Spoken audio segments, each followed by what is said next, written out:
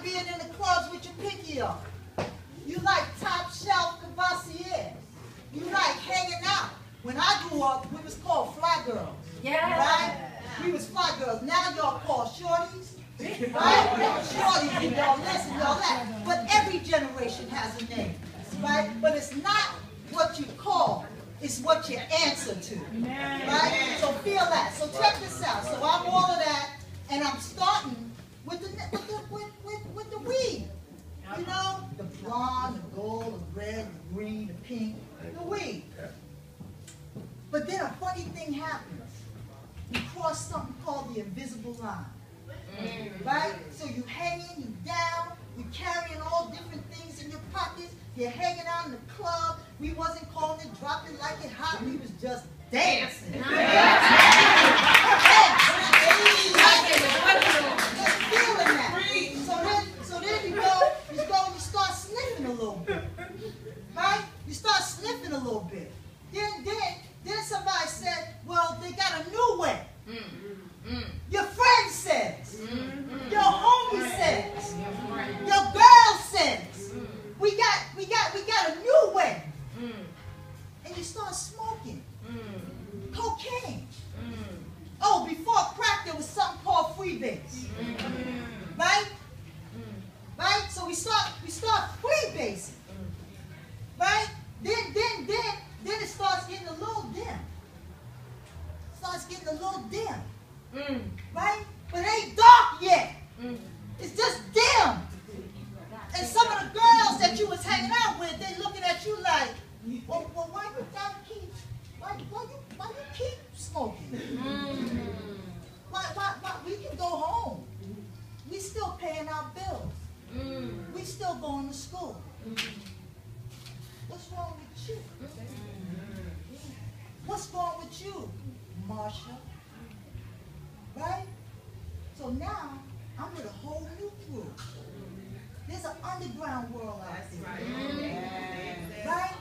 I used to call it being in the snake pit. You walk up on people like this.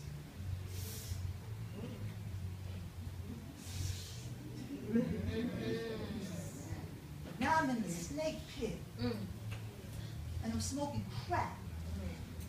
Right? Crack. And I'm sitting on crates. Right? And I'm hungry. Little Debbie cakes and 25-cent juices. Live on that. Right? Pantries. It's an art to be homeless. You gotta know where all the pantries are, so that you can go get your cheese, your bread, your eggs. Oh, but I was the prodigal child. I was supposed to be somebody. Right? My family is totally confused. Totally. Because I wasn't a dumb kid. I just wanted to be down. So now I'm down and out. Down and out. Right? So check it. Now this person we've been mentioning, some of you get with it and some of you don't. So I just like to say, the God of your understanding could be this can of Perrier, could be this woman, could be one of my sisters up here right now, could be somebody sitting next to you. But whatever it is, please make it greater than you. And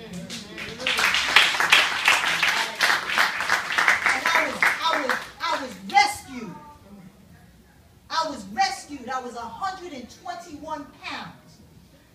The bones on my skin used to protrude through my chest. I was a skeleton. But I was still that chick. And I went into treatment and I got some help.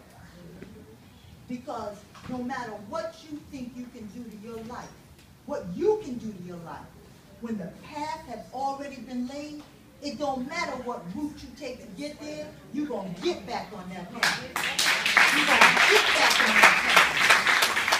So as a direct result, right, as a direct result of allowing something greater than me into my life, I have been able to turn my life around. It looks something like this. I've got nice suits.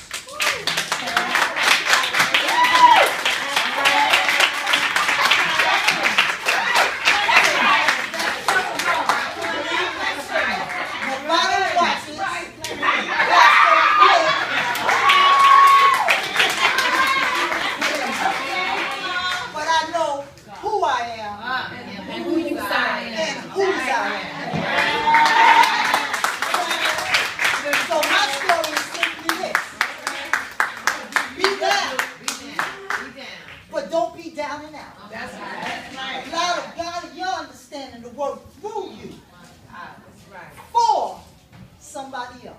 And just for today, that somebody else for us is you. Because she could be doing therapy, she could be on freaking ecstasy, she could be asleep. They could be doing the next hip hop thing. But you know what? Somebody said, unless you are giving, fill in the blank. That's right. Okay, well,